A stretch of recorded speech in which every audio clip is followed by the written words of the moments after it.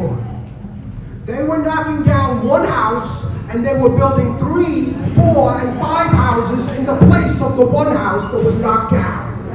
A one-family house became 5 3-family houses. And I have the blocks in my head. You can go down Hosmer Avenue, drive miles in grass, fill it between Clarence and Wilcox, Tremont and Schurz. Go down what happened to this community block after block. So we banded together. And we fought for a down zoning. And I have to say, we won. We won.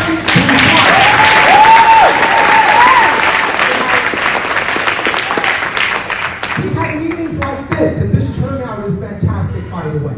Yeah. We had meetings like this of community people. And I do see, and I want you to know, Mayor Bloomberg was brought down here. Assemblyman Kaufman, I think, is in the audience. I saw him. He taught the mayor, and the mayor listened to us.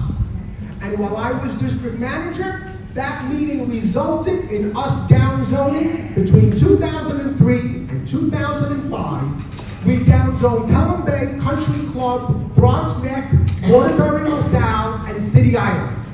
They were downzoned in context, meaning that we did not stop all development. This is America. We can't stop somebody from building if they obey the zoning. And what we did is that we zoned in context to what existed on the block at the time. Now, this parcel of land is zoned residential for 1- and 2-family homes. That's what this whole thing is zoned for, and then they're allowed to have stores on Bruckner Boulevard. So that was the zoning that is now in place. When I went to the city council, 2006, we finished downzoning all of this community down to Brush Avenue, down to the little village of Baychester, outside Section 5 of Co-op City. It's a community of 2-family homes. We downzoned Westchester. We did what we could, Westchester Square, Eureka, because there are many apartment houses there. And then we did Morris Park. So then, around 2010, I was in a meeting in Staten Island.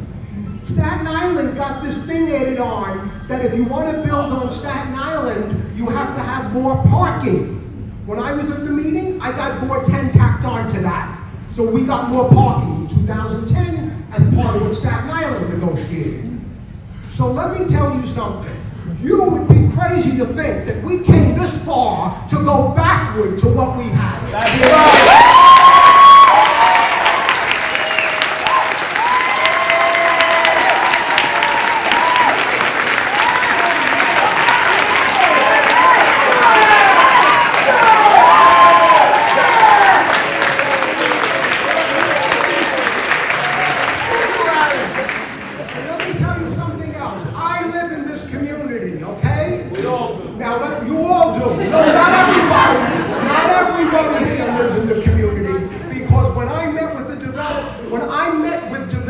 Over the years, I've not met with these developers.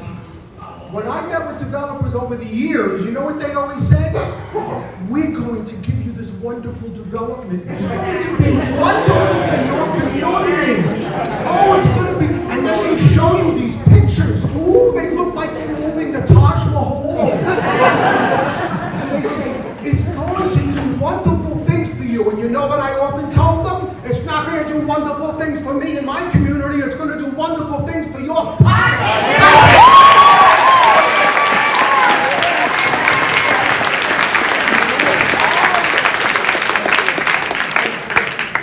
I have to conclude. I told them.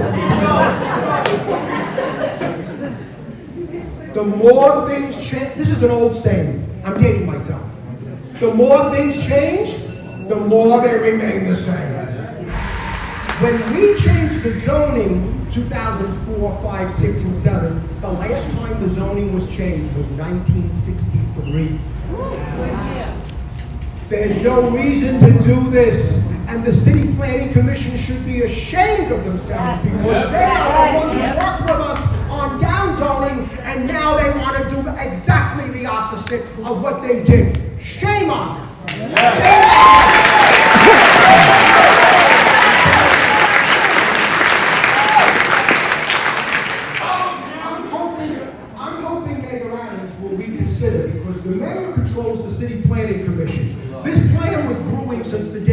blasio. I'm going to tell you. I will tell you one more thing and then I will finish, and I apologize. Take like 3 minutes. I will apologize. I apologize. One more thing. So, understand, and this is no good, and I told you, I'm against this, I'm against it all, totally 1,000%.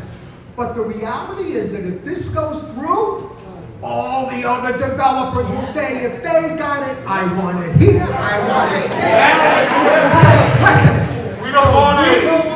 we don't want the zoning change. it. We do not want the zoning change. That has to be our position.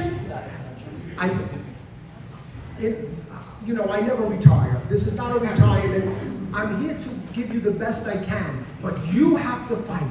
You have to be there, not just today. Keep it up. Ask your elected officials, all of them, for help, because they can help. They should be helping like they did when we downzoned. And keep it up. But I really think that this is outrageous and insulting to us. Thank you so much.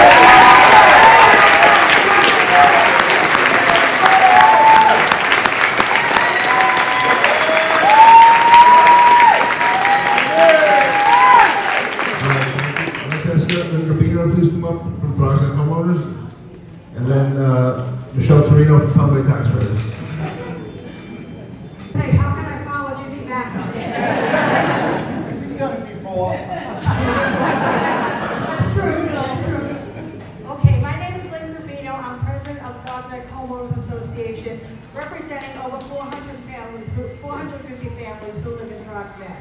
I speak today of our opposition to the monstrosity that is being thrust upon us by the Bronx Neck Associates, LLC, that proposes to change our zoning to put 1,100 new residents in an already dense area. The size of this project will dwarf our community and destabilize the quality of life we have fought so hard to keep. We worked along with James Vacca, former Community Board 10 District Manager, and Mayor Bloomberg's office to attain what we now have. A great zoning law that keeps our community the wonderful place it is. Mayor Bloomberg announced those zoning changes at our meeting and how proud we were. And we are forever grateful for his foresight and want to continue to enjoy this lower density city planning. We cannot allow all this work to be for naught. This may quite be the first salvo in a war for the livelihood of our communities, as Jimmy said. If they do it here, their spaces over on Tremont Avenue, I know they'll be ripe for picking, especially where Tosca is, Center Fence. They're gonna find different places to put different things. So we have to stop it now. As Ukraine is currently fighting against the tyranny of the Russians, we in Throggs Neck are fighting against the tyranny of the developers. Bring it on. Let's go.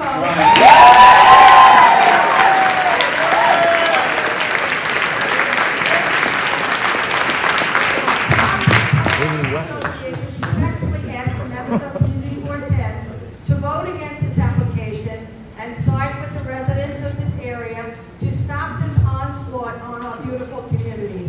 Thank you for your consideration.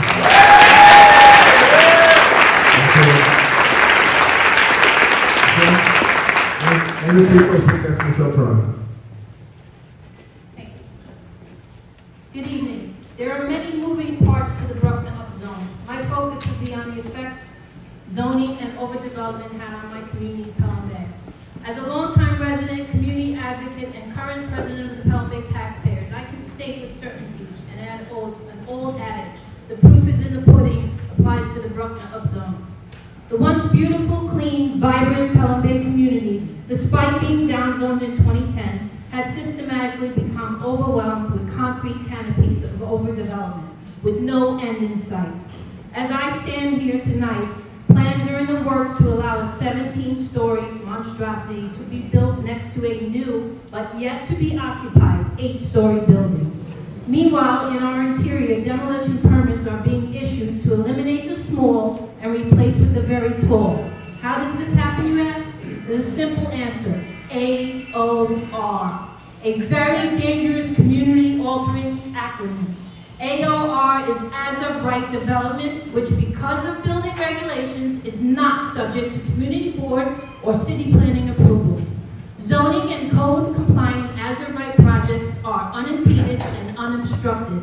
They move with lightning speed and quickly alter a community forever. Unlike the low-density growth management areas, Pelham Bay had an existing problem. Smatterings of older, tall structures on corners were already zoned at higher density of R6 and R7 levels.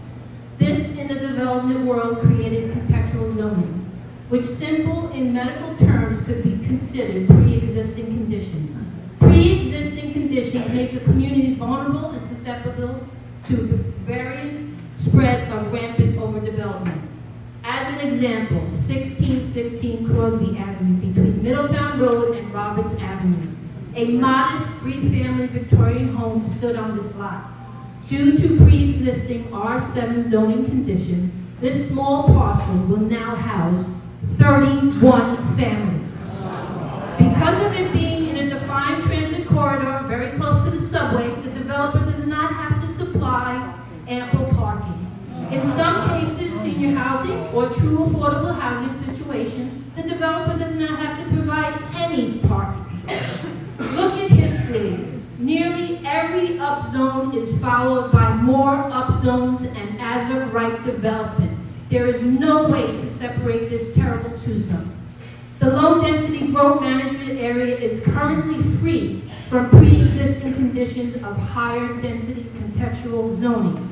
Allowing this upzone will open up the floodgates on development, which will eventually drown every low-density community. Zoning is the community's best safeguard against overdevelopment and ensure proper quality of life. In this case, if you lose your zoning, lose any portion of the cherished low-density growth management area, you will most assuredly lose your community. In closing, remember, developers do not know when to stop. They can create nightmares. Once upon a time, there was a modest home on Bruckner Boulevard. A family went to bed looking at trees and shrubbery and awoke to find their windows blocked by cement. Their home ruined, lives changed, and all within the legality of a development-friendly system. I plead with you, always promote community need before investor greed.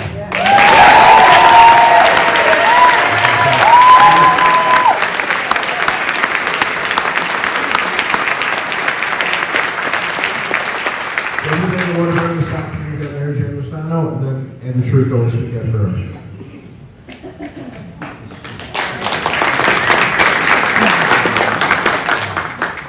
Although I am not opposed to appropriate development, I am strongly opposed to this upzoning. Jimmy had the foresight to know that severely overdevelopment would destroy this wonderful community. So under the guidance of James Vacca, this community worked towards a downzoning and received it in 2004. The community board, the city council, the Department of City Planning, the borough president, and the mayor all agreed that our downzoning was appropriate. It was given to us because we did not have the services or infrastructure to support more density. Over the years, our community has grown, but our services have not increased and our infrastructure remains the same. If this proposal, which includes 34 parcels, is approved, it will decimate our community, negatively affecting our quality of life. Our fire and police department will be put in an impossible and dangerous situation. There is no way they would be able to protect the community they serve. Currently, police response time is at an all-time low. Our hospitals are at the breaking point. The emergency departments in both hospitals are so overcrowded that patients are held there for days because there are no beds. When they do get to their appropriate floors, they are sometimes put into hallways because there are still no beds. We deserve better care than what we are receiving now. Our infrastructure cannot handle the stress that this huge project will put on it. As of now, during heavy rains, we have flooding, sometimes causing thousands to ameliorate. Our roads and bridges are in disrepair. We need to fix them, not add to the problem. In our community, most families have a car for each adult that is working or going to school. Right now, parking is at a minimum, and adding 1,100 people to our community would make parking near impossible. As a retired teacher and administrator, I am most concerned about what adding 1,100 people to our community would do to our schools. Our children are our future, and our future will not be bright if we do not put children first. Children do so much better in small classes where they can receive the attention they deserve. Our schools are so overcrowded that PS 14 was extended to accommodate the overflow. If this project is approved, our schools will be more overcrowded than they currently are.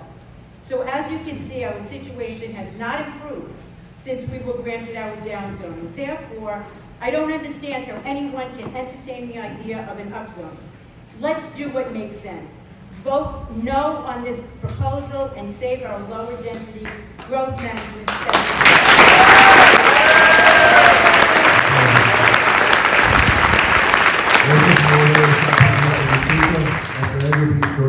from Spencer Estates. Good evening. Jimmy, thank you for all the work you did when you were in office. You helped get started.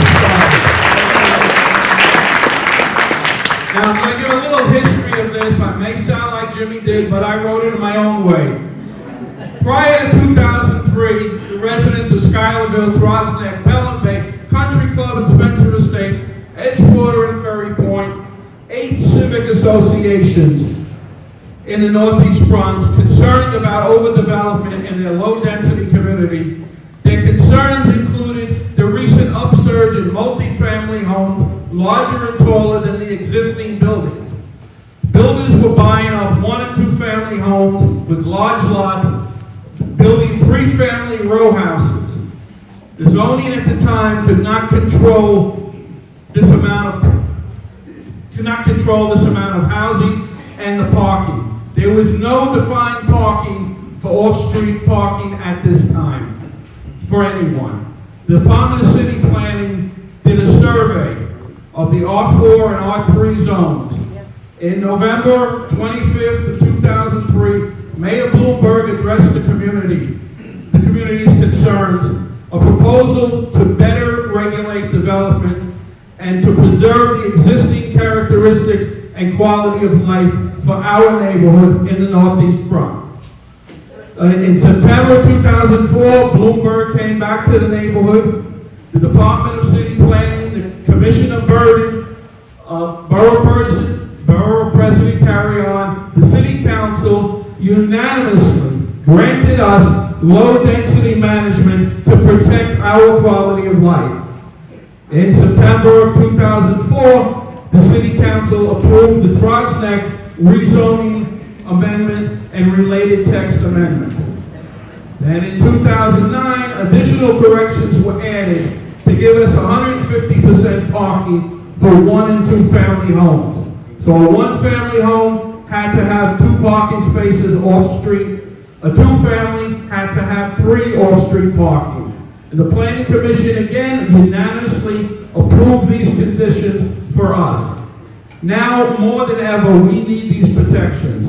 Nothing good can come from changing our low-density neighborhood into something resembling Manhattan. Our public school PS 14 was recently enlarged to alleviate the overcrowding at neighboring PS 71. Any increase in population would put us further back than where we started. Our firehouse, police department would be overwhelmed. Our hospitals would suffer more for bed space. Turn the page. Time's up. I got 1 sentence. It's a long sentence. Okay. Getting more and more. Our neighborhood is getting more and more congested with overflow from I-95. Every day, it backs up and clogs our local streets. Crosby Avenue is impossible most of the day. Tremont the same. Bruckner Boulevard likewise. Congestion is impossible. Many times the 8 bus on Crosby cannot get through. Our fire trucks and ambulances have the same problem with our congested streets. Now in 2022, a small group called the Throggs Neck Associates wants to take away the protections that we had, thanks to Jimmy Vacca, and fought for our community. We cannot let this happen. We live here, the developers don't. If they want to build, let them build in New Jersey.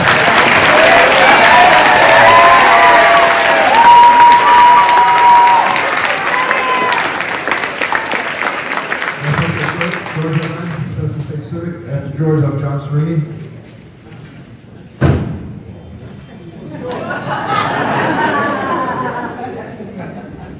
Good evening, everybody.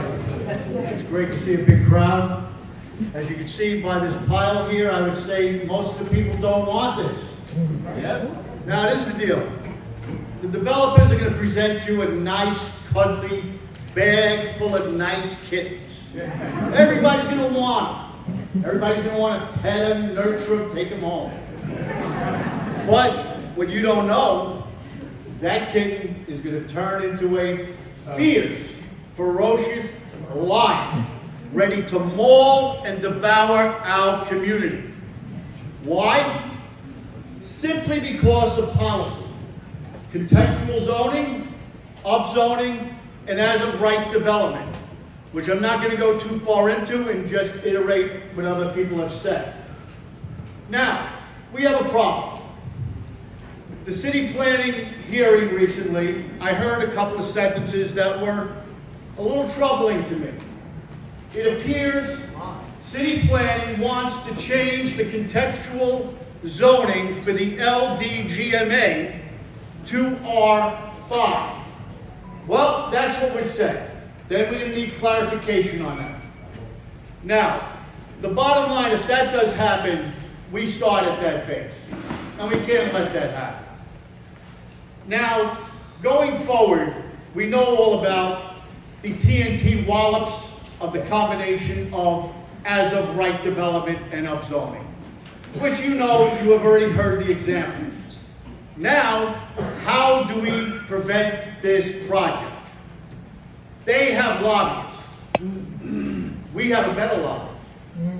Our lobbyist is our councilman. That is the best lobbyist you can have.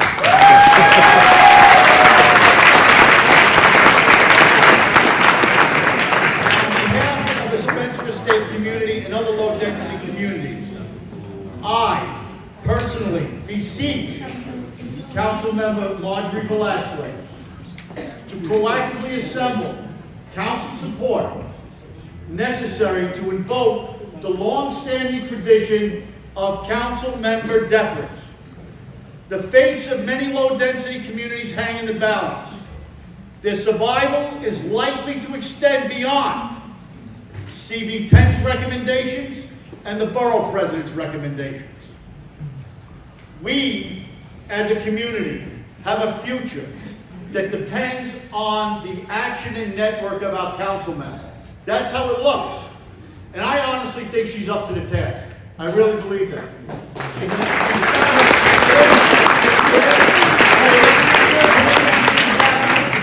She is a reasonable woman. She is an intelligent woman. She knows what the community wants, and I really feel in my heart that she's going to deliver for us. Now, in closing, I want to thank Community Board 10 and our council member, and most of all, the community. You guys are unbelievable. And just remember, I see the t-shirts right there. Lose your zoning, what happens? Lose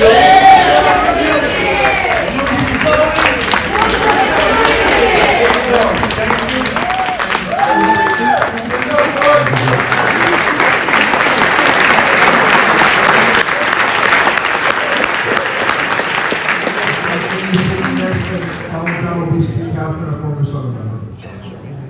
Hi everybody, this is a great turnout. And while we all want to believe and support and hope that our elected officials are going to do the right thing and vote this down, and we hope that all you guys vote this down, we need to rely on ourselves. We got to fight fire with fire. And so we started an organization called the Bronx Coalition Against Upzoning. We've been fundraising. We hired an attorney.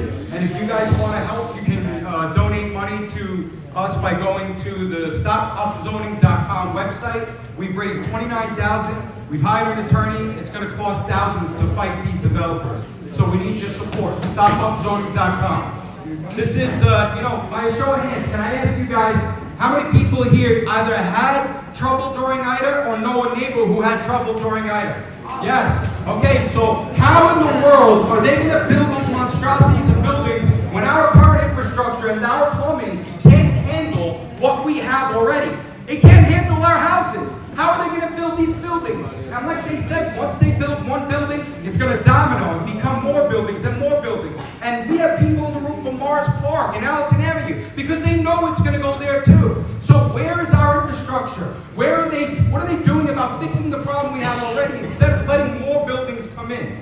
All right, we need to tell our elected officials they need to fix that. This is a war on low density zoning. Thank you, Jimmy, for doing what you did, and we hope that we can continue to keep it the way it is. You know, my kids, I grew up in the neighborhood. Let me just tell you, back in 1973, my parents bought a house right here on Logan Avenue down the block. I was baptized in this church. And back in 1973, my parents used to live in Fordham Road. Why did they come to this neighborhood? Why did any of us come to this neighborhood? Because it was a beautiful neighborhood with 1- and 2-family homes. It's something that we all craved and wanted. We didn't come here because there was buildings around that were going to crush our community and crush our schools and kill the fire department, the police department. We did it because it was a great, beautiful place to live. That's what we want for ourselves and our future and our kids. There's nothing wrong with that. So why would we say it's okay to come in and just to demolish our own beautiful community? We have to say no to this. We need our elected officials to agree with us here. So please, the schools are already overcrowded. My kids went to 71. And if you have 71, if anybody here had children there, at some point, my children couldn't even use the cafeteria. They had to bring food up to the classroom because the cafeteria had no time for all the students in the building. We can't allow our children to be treated this way. Please, everybody, reach out to your elected officials, reach out to the community board and tell them, you're here for a reason, vote no.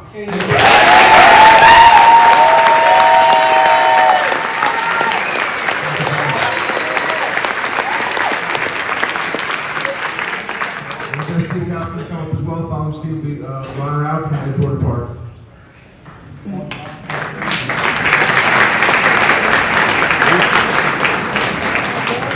Good evening, everybody. I want to thank Joe and the members of the planning board for holding this vital meeting, and I want to compliment all of you for coming out. The only way this battle is going to be won is by you.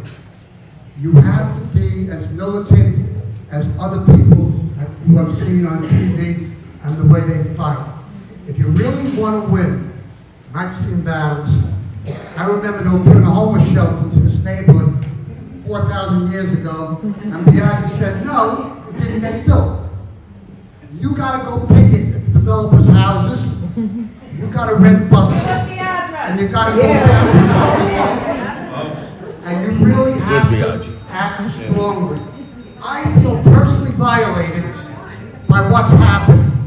Because Jimmy, who gave the history correctly, Bloomberg invited me to go to Kosovo, which is next to Albania, in 2003, November 23rd. I went with him. Not a nice plane, by the way, I was shocked. We came back November 25th, and on November 26th, we went in front of Lynn Corbino's meeting, where Bloomberg pledged, after my cajoling and Jimmy Vacca's cajoling, to downsize the zoning in our neighborhood, because that was the #1 issue. Not crime, not education, but the overdevelopment that was going on. If you don't fight and win this battle, it's Waterloo. They're going to put 8- and 9-story units all over the area. Now, you're going to have 400 units there. Let's say 2,000 people, 500 children. What schools are they going to go to? We don't get our proper police deployment now because there's a quirk in the law. I'm not going to go into it, but we don't get it now. Imagine you have 2,000 more people. We don't have proper transportation infrastructure. We don't have proper water infrastructure. And now they want to throw upon us at least 2,000 more people from wherever we don't know.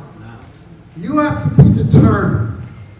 You have to be united to stop this disease from happening. I'm going to stop in 1 second. There's an insidious thing going on in the nation, in the state, in the city, where the very powerful forces that want to override the local zoning and throw down in the middle of private houses skyscrapers. That's part of what's going on here. You know what? Don't be polite. You gotta be polite. I take that back. When you're determined, you have to be steely-eyed and determined that what you're fighting against are people who want to destroy the integrity of your neighborhood. These guys are working hard. The public officials are working hard. But you gotta do what they did 30 years ago. You gotta go meet them where they are and let them know the fight's coming to their terrain. It's not just going to be in our neighborhood. I feel that if we're united, Churchill said, come then, let's go forward together with our united strength at Dunkirk, and they won.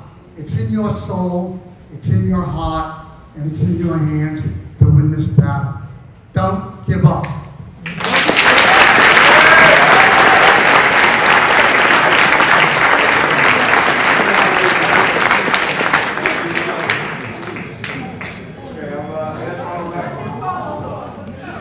Folks, please keep your phones off if you can. Thank you. I'd ask Ron and Rob from Edgewater Co-op to come up as well.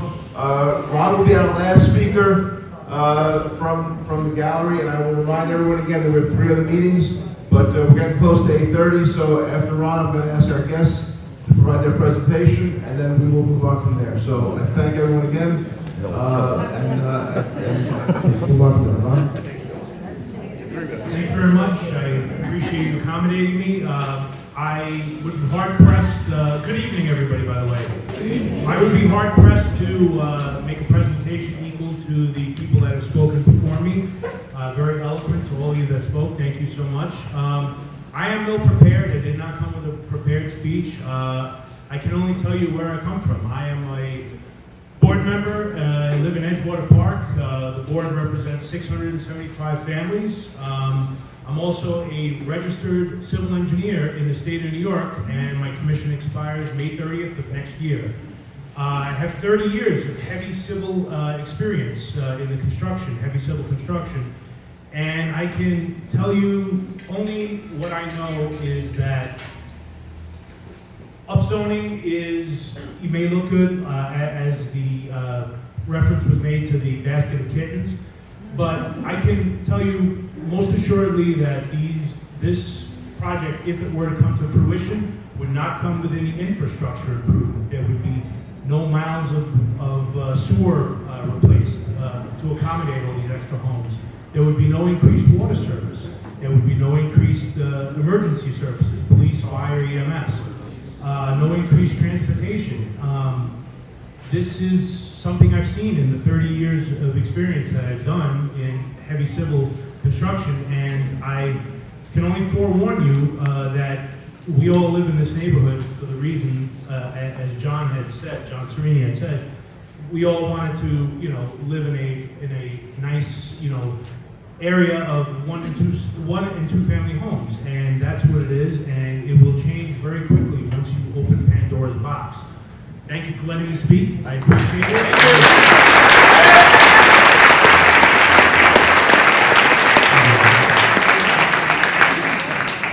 I'm going to ask the folks from Throggs Neck Associates LLC to come up next and provide their presentation. I want to remind everyone about my comment earlier. Let's be respectful.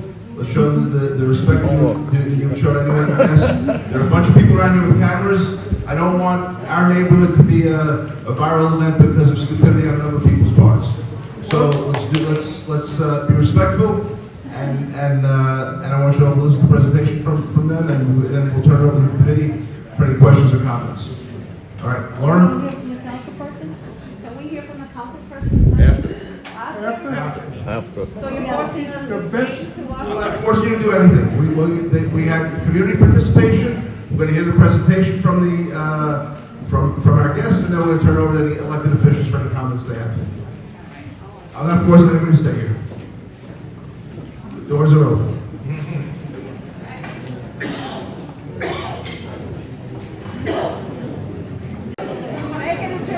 It's time for a cigarette.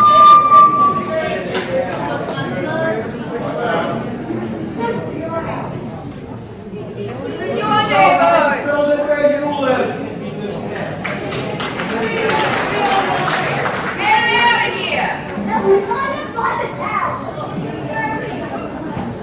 Let's respond. Sit down. Absolute silence. Sit down. No comments. Absolute silence. That's the best.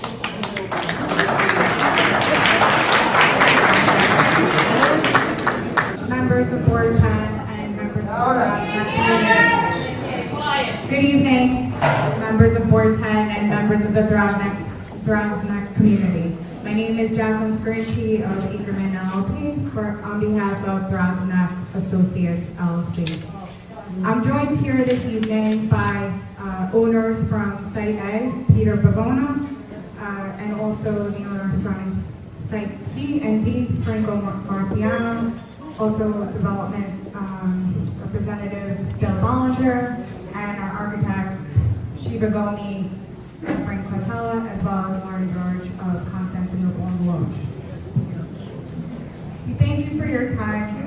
I know what it's like to come out to a community board. I'm involved in my own community and appreciate all of you coming out. And this is just the first step in the land use process. And the city's uniform land use review process requires a 60-day referral to the community board so that developers come here and we hear your feedback and it's incorporated into the process. So thank you again. This is why we're here tonight.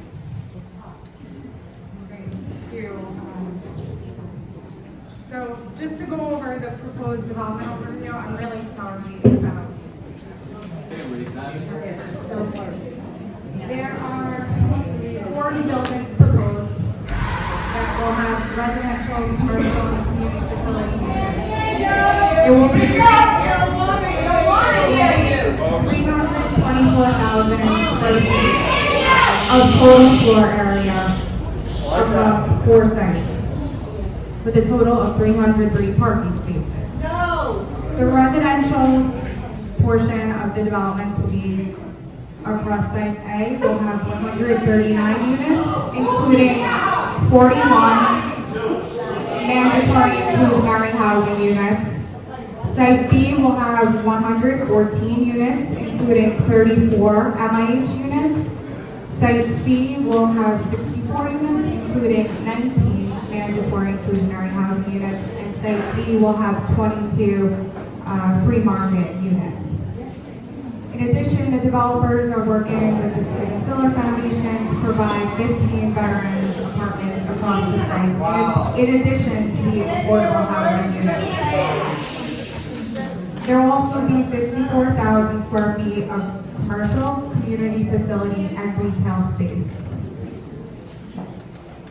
The overall project benefits for the community include a new economic development along Bruckner Boulevard and East Tremont, which are recognized commercial corridors within the community. There is currently commercial development that is vacant and underutilized along Bruckner and East Tremont. In addition, it will allow the existing supermarket to come back and maintain the 85 jobs that they currently employ within the Throggs Neck community. It will also create much needed local community facility space, including a youth recreation center, youth tutoring, and child care early learning center.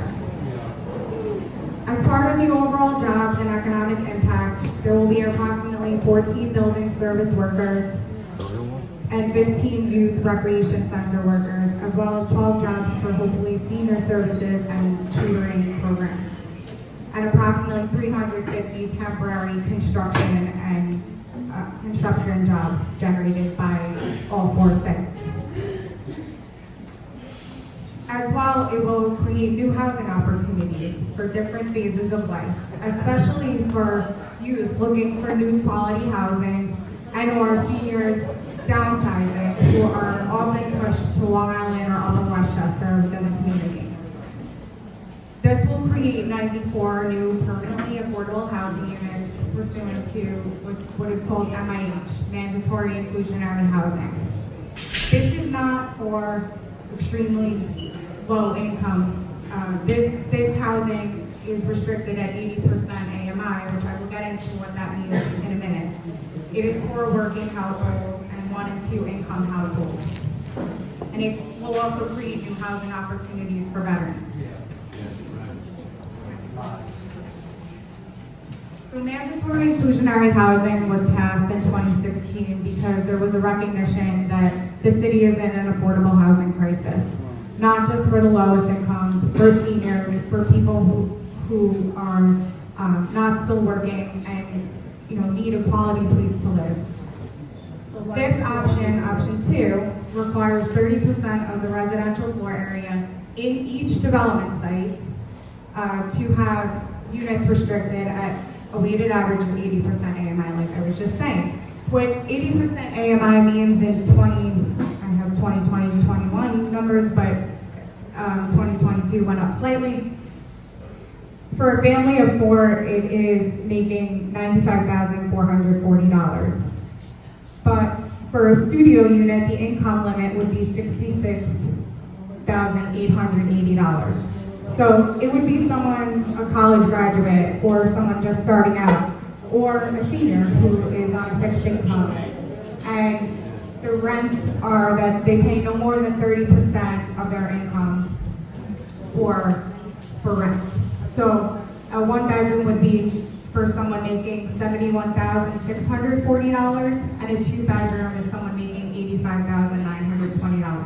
So that $85,920 could be 2 people making $40,000, or could be 1 family member making that much. Just to get into the site location and what actually is being rezoned here, there are 4 distinct block fronts along Bruckner Boulevard that are part of the application. It is not, this is just, it's limited in terms of scope. And I think we hear your concerns that this could impact other areas, but they would have to go through a full environmental review and a full study and ULURP process, similar to the way that these developers went through. So, just to walk through, the area highlighted in yellow is the area proposed to be rezoned. The dotted lines show starting all the way on the west, actually across the site from the church, Crosby Avenue, and then expanded to the west by Riviera Avenue. And there are 3 development sites there, and then 1 further down on Bruckner Boulevard. And then this just shows the overview, but the block fronts in between are not part of the rezoning application. Just want to be clear. I know there was talk that there's 35 tax lots. Of the 35 tax lots, 20 of them are applicant owned, and a number of the other ones are very small tax lots that would not be redeveloped. So just to walk you through, Site A today is across the street, the Food Town. The Food Town is operating but cannot continue to sustain operations, and hopefully you can hear from the owner of Site A a little bit later. And it's currently approved with a 1-story, 19,000 square foot grocery, 52 parking spaces, and has been owned and operated by the Bologna family for the past 22 years. So they've been within the Throggs Neck community. They're not, they're business owners that are from here. That live in Jersey. Site B, the existing conditions, it's mostly vacant. It's commercial along Bruckner Boulevard, an area that could be vibrant and pedestrian friendly, but right now, they're not able to find tenants that want to be located in the space. There's currently a youth batting cages that is a tenant here, but there are no residential tenants here. It's in need of serious redevelopment. Site C is vacant property, has been historically vacant property. Site D, similarly. And these sites are all along the Bruckner Expressway, which is commercial in nature. To bring up the Community District 10 needs, the Community District 10 needs highlights the aging and unmaintained housing stock. So getting back to some of the things I was mentioning mandatory inclusionary housing, it creates new and quality housing for a number of different age groups. Additionally, the rental vacancy rate in CB10 is extremely low, 1.4%. There's a strong demand for new housing here. 23.9% of CB10 is age 65 and over. It's the second highest rate in New York City. 16% of CB10 population is age 65 plus and living in poverty. The percentage of rent burdened, people who spend more than 50% of their household's income on rent, has increased from 16.4% in 2010 to 31.2% in 2019. Also the second highest rate in the city. There's been no inclusionary housing that has been built or planned for CB10 as well. In terms of food insecurity, I know that there's been another supermarket that's closed nearby, and Food Town, as Peter can speak to, is really close to closing as well. Yeah, okay. It's been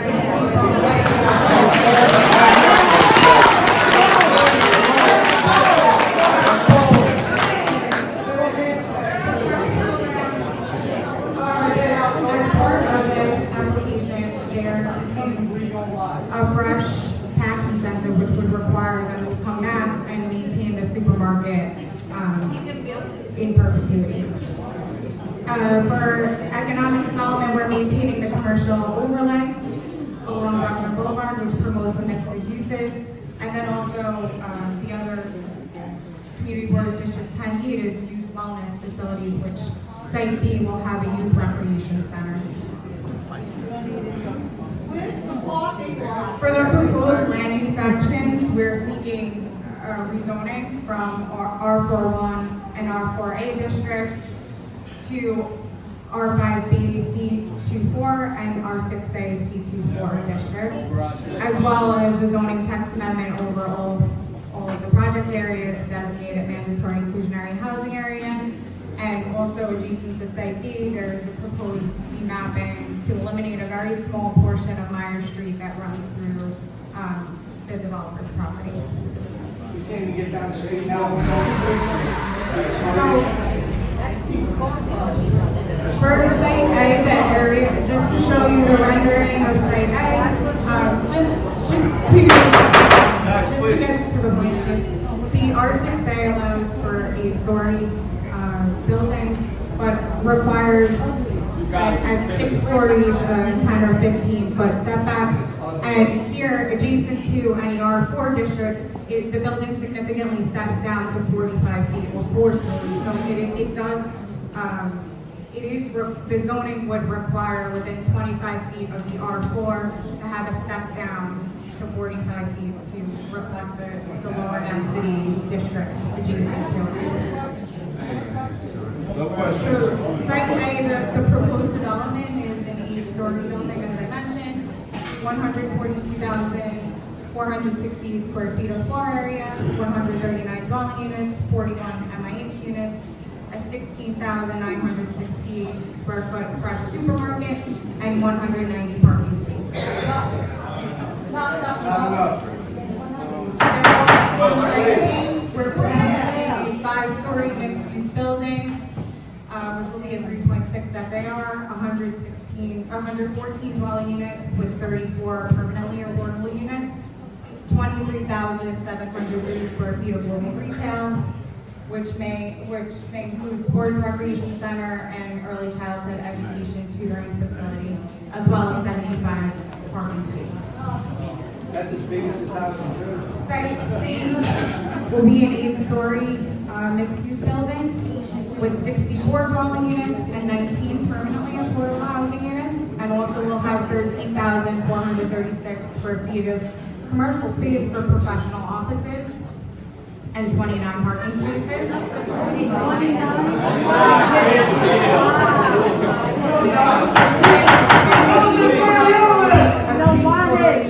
Residential building with 16,773 square feet, 22 dwelling units, and 15 parking spaces. Just a reminder that an environmental assessment study was performed pursuant to the city's Environmental Quality Review Act, and city planning as the lead agency found that there were no significant adverse impacts on the environment. Well, we're going to change that. These are the areas that were studied within the environmental review. And now we'll open it up to questions from the board.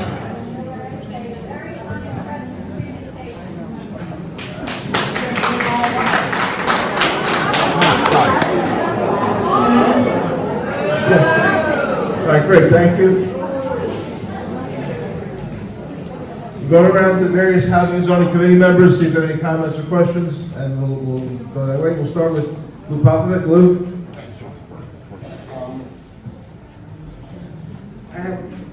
I'm sorry. First of all, my name is Louis Popovic. I chair the housing and zoning. This is Louis Popovic. I chair the housing and zoning. I have stepped down tonight for the purpose of a conflict that I own 4 lots. My question to you is this. If you said the mom and pop shops or mom and pop lots will not redevelop, what makes you think that they're not going to redevelop or develop in that area? Why wouldn't I put out something big and better than yours? Please explain that to me. I'm just curious. First of all, I'm against it. Let's so everybody understands.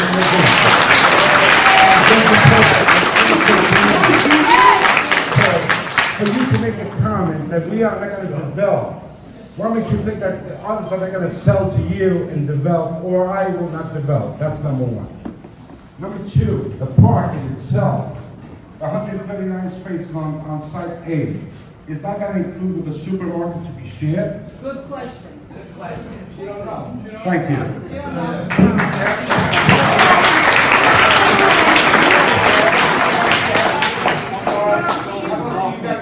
No, I want to know, why makes you think I'm not going to develop, first of all? I own 4 lots here. I'm against it. Why are they not, I'm sorry. You mentioned to us that other lots belong to individual owners, and they're not going to develop. That came out of you. There are 2 sites that were studied as part of the environmental. Well, in environment, it's all the same. I'm in the same block as you are. No, I didn't. So what makes you think I'm not going to develop? What makes you think I'm not going to put a 20-story building? Okay, with no parking. It's not funny. No, I'm just saying, what makes you think I'm not going to build a 9-story building with no parking? So that's number one. Number two, what makes you think the 139 parking spaces are not going to be shared by the rest of the town shops? So there is 190 parking spaces. 59 would be required for residential, and 18 is required for commercial.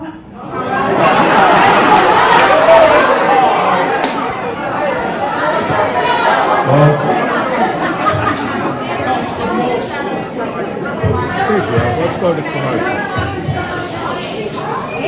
Folks, quiet, please. So there are 77 required spaces, but the developer is providing 190 spaces.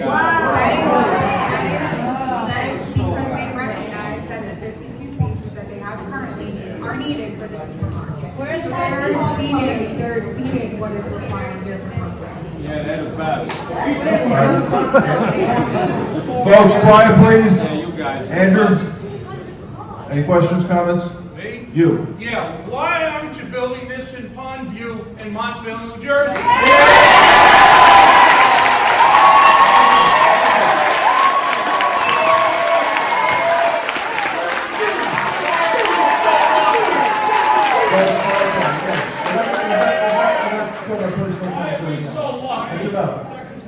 I don't know. Is it going to be? If this is so wonderful, why isn't it being built in New Jersey? Where they live?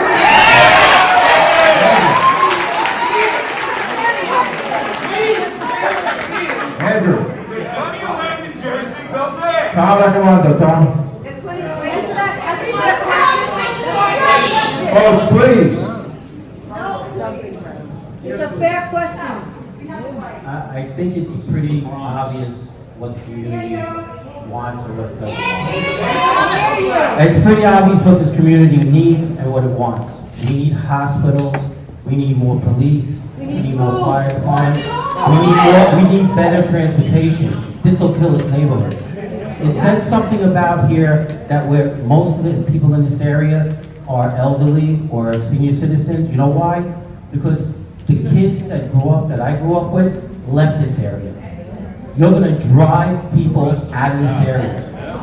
And I tell you right now, don't let them drive you out of your community. I stand with you against it. I've been here since the 60s. Tremont, this neighborhood has tripled in size, but we still only have little Tremont to go up and down. We can't get, I wish you would have a heart and understand that we do not have the roads that can take this, the transportation can't take this. The 40 bus, you can't get on it. The 6 train is one train, the 6 train we have. It's been here, just one train. We don't have 2, 3 trains. I just wish that you would just reconsider this. Build us a hospital. Build us what we really need.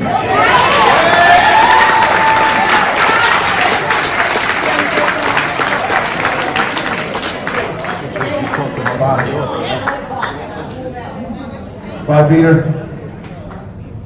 I just want to say, everybody knows what the community wants. It's been very clear.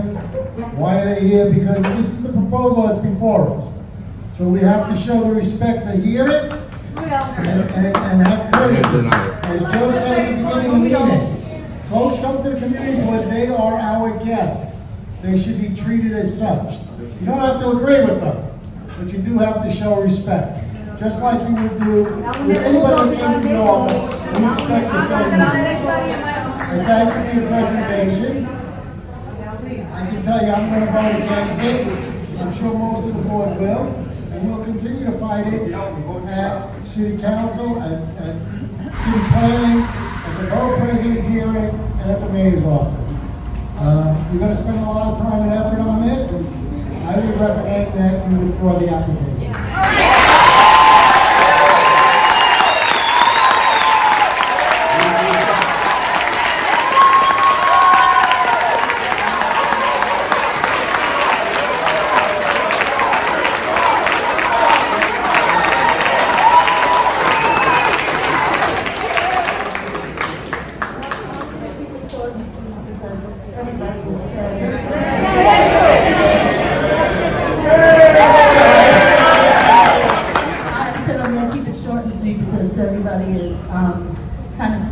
I'm against this project.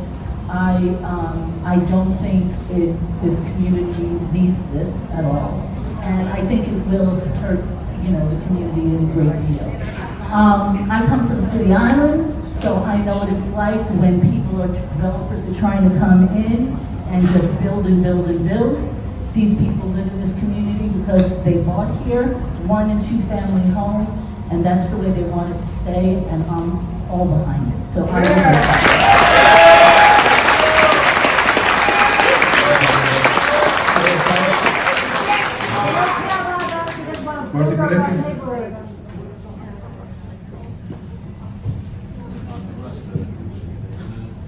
hope you can hear me. I'm against this as well. I'm against it, but I'm also very skeptical about their 2 things. Environmental impact, when they say there isn't any, I guess because I studied policy making on a graduate level. The question of environmental impact, we're not fools. This gentleman who's a civil engineer told you what is real. We don't have the infrastructure. When you say there's no environmental impact, I think you better go back to a reliable source.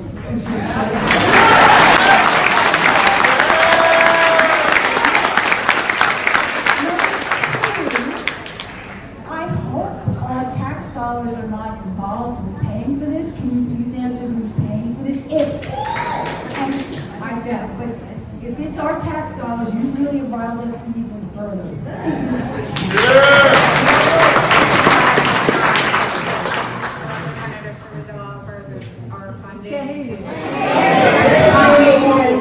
Themselves. So this is not paid for by the city. and constructed using the developer's funds. What tax breaks do you get, and over how many years? Folks, this is not public comment. Say that for the public hearing. John Morano? No. John Morano? Also about the public subsidy. There is zero public subsidy in this project. This is private investment in your neighborhood.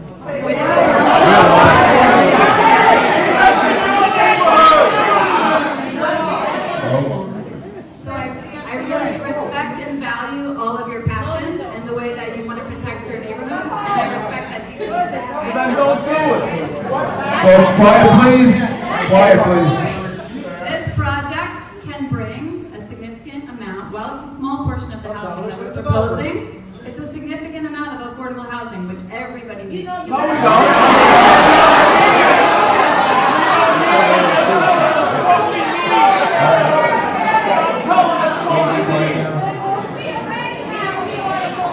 Folks, quiet down please. I just want to reiterate that we're talking about providing affordable housing with no public subsidy.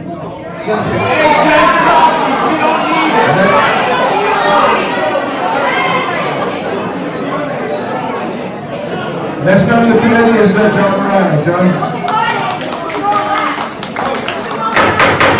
Guys, first of all, I want to thank everyone for showing up with a great show that everyone came tonight. Thank you. I just have to say one thing. I'm totally against this project. I'm 2 blocks away, and when I do drive by the parking lot, it's always full. I don't know, but people are shopping there. Stop shopping there. Listen, you have to stop shopping there.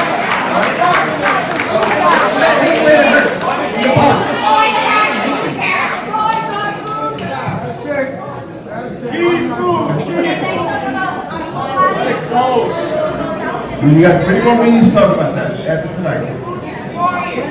Yvonne?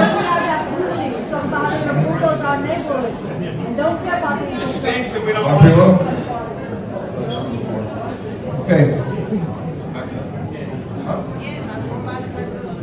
All right, we have 2 other committee members left. Mary Jane Rosado, Mary Jane, anything else? I spoke before, but I just wanted.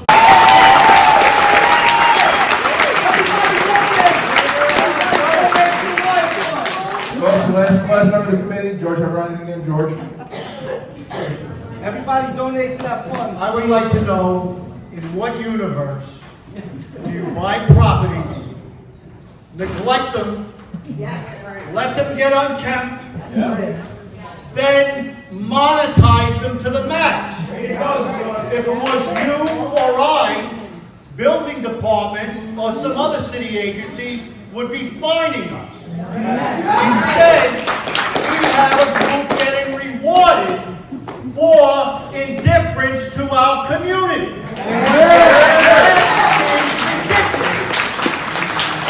You have sullied our community by not keeping your properties up.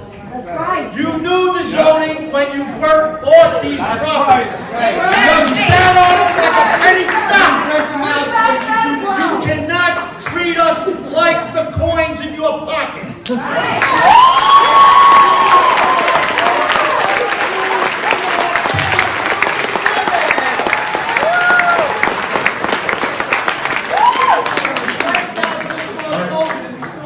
Folks, that concludes the comments from the community board. We have a number of elected officials here who'd like to speak as well, and we're going to have elected officials make some comments, and then we're going to close this down. The first one up is Mike Benedetto. Mike?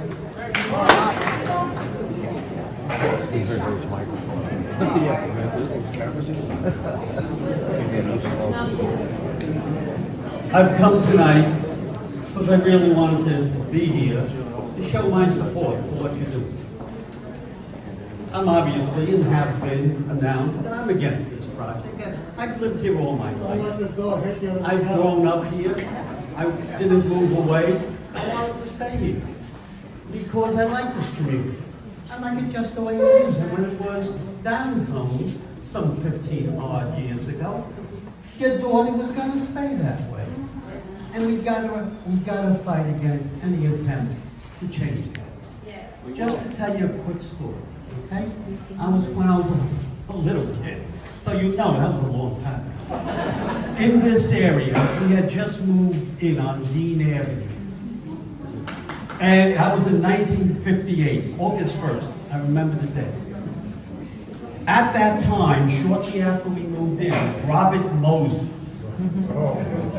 Some of you people know the name.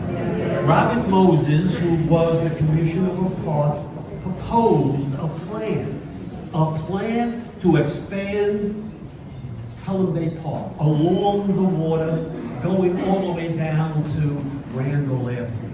And by doing so, would condemn houses by eminent domain. My house would have been one of those houses. And I remember my mother being so incensed, this quiet little Italian lady who never got excited, except when I could see her.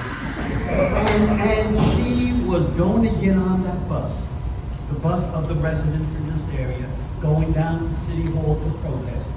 And I remember her saying that she was going to wear pants because if they had to pick her up and put her in the wagon, she was going to be beaten.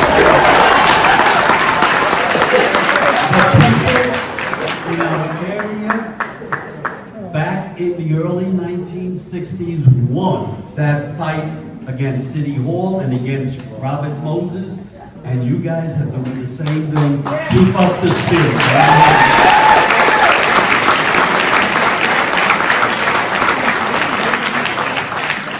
Thank you, Marjorie. Next up is Councilmember Marjorie Velázquez.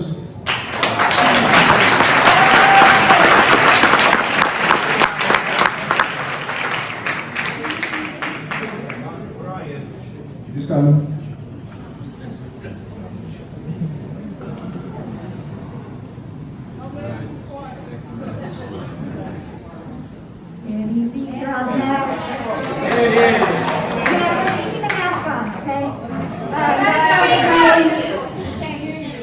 Well, you'll hear me like this, right? There we go.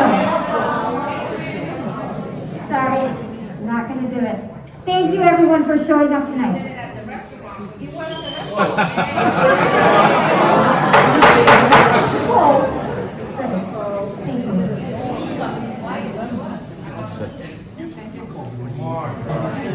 Folks, quiet down. Well, unlike other local officials here, I actually live here. I'm about the only one that stays here. I'm the one who shows up here. And I don't stop. Y'all know me since 2016, knocking on every single one of your doors. I've never changed who I am. I am here. I am present. Right? No one can tell me nothing. No one can tell you nothing. Y'all are here tonight because you are present. Because no one's here to take anything away. I'm here to elevate and amplify. My decision is based on you. My voice is your voice.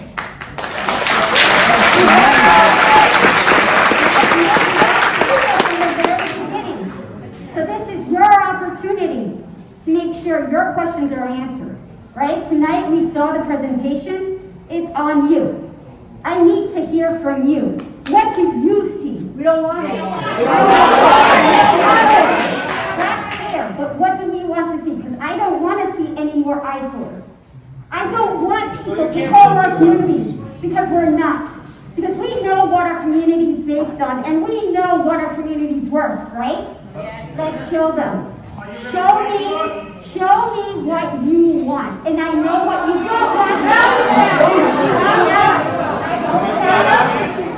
I don't stop.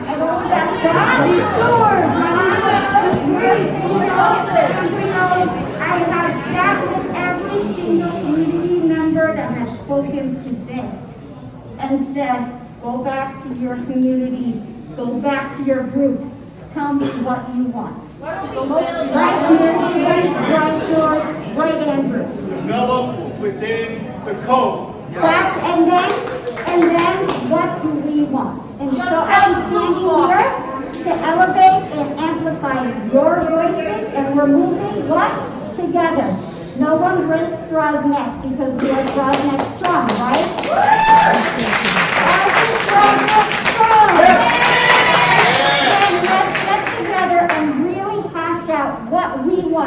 what we want is Throggs Neck strong. What do we want? Throggs Neck strong. Who are we? Throggs Neck strong. Thank you.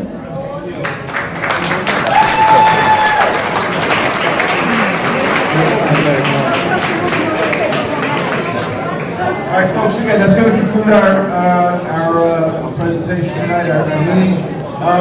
Again, I just remind everyone, we have a full board meeting on Thursday, and in May, we have a housing and zoning meeting as well as the full board meeting. I also want to remind everyone again that I also want to let everyone know as well. Thursday, May 19th, is the 45th Precinct Council Community Council Breakfast at the Village Manor, 8:30 to 11. Luciano should be embarrassed. You went to this church.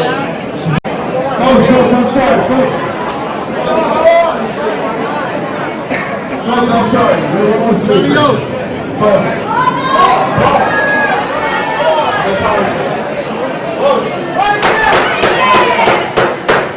We're Manuel Garris here from City Planning. Folks. Of City Planning. I'm here as the new liaison to provide technical advice to the board. I've been here in the past. I will say over 4 years when Ken Carr, the city manager, I served on the board. I remember Bob Peter, and I also know Joe Mandela, who lived down the block from me, so I live in the area. Now I just want to address comments that were made here. I'll take off my mask. There were comments made here tonight that the City Planning Commission has approved this project. No, we do not approve anything unless it comes to the community board for your recommendation, whether it's for or against the project. So that's why I'm here. I'm taking this back to my office, right? And I just want you to know, I already know what the recommendation is going to be, and it will be presented to the Planning Commission. I have a colleague of mine here, Alexandra Patty Diaz, who made the initial presentation, which some people mistook as an approval.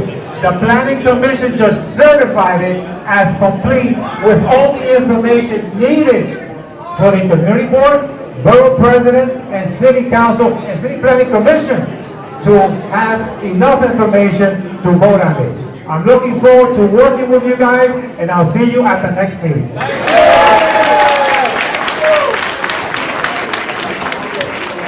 Motion to adjourn. Second, all in favor, thank you all, have a great night.